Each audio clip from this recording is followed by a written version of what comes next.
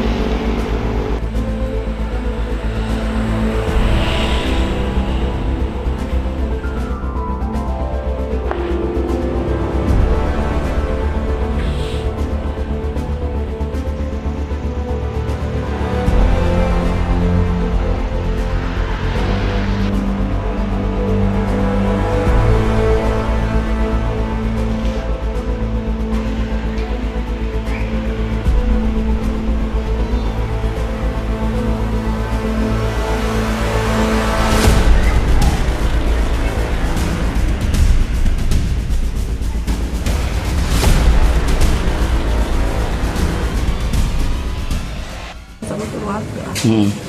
Tiba-tiba ada suara ledakan.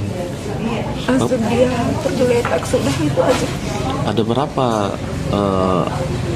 malam itu ada di rumah? Berapa orang? Sekitar, kalau ada 20 ya, sama anak-anak mungkin sekitar. Keluarga semua ya? Ya, keluarga semua. Keluarga semua. Cucu, keponakan, saudara. Tapi posisi almarhum di mana pada saat itu? Di samping saya. Di samping ya. Waktu suara ledakan itu, ibu lihat ada tidak orang di luar rumah atau tidak ada karena gelap. Gelap juga. Karena itu gelap karena mobil di depan ada mobil terparkir di belakang dua, jadi di belakang mobil itu agak gelap. Gelap. Tapi ibu tidak lihat posisi mobil atau kendaraan di sekitaran sana yang melintas atau? Tidak ada diperhatikan deh, karena kita di situ sementara makan. Bu, pada saat tergeletak almarhum ini, ibu lihat ada luka apa di situ? Yang saya lihat itu, saya belum lihat luka. Pemikiran saya itu pecah pembuluh darah karena darah keluar. Jadi saya periksa, ternyata tidak. Saya bersihkan, baru saya ada lihat memar di hidung, di samping hidung. Itu aja. Cuma baru saya tahu di puskesmas waktu polisi bilang bahwa ini tembakan, ditembak. Ada berapa luka tembak? Satu. Di bagian mana? Sebelah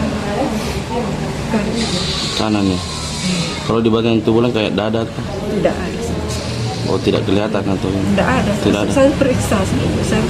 Berarti hanya di bagian hidung, wajahnya. Saya periksa, saya pikir karena darah sama di sini semua basah, darah semua di belakang. Saya periksa semua, ternyata tidak ada luka darah dari mulut ke belakang.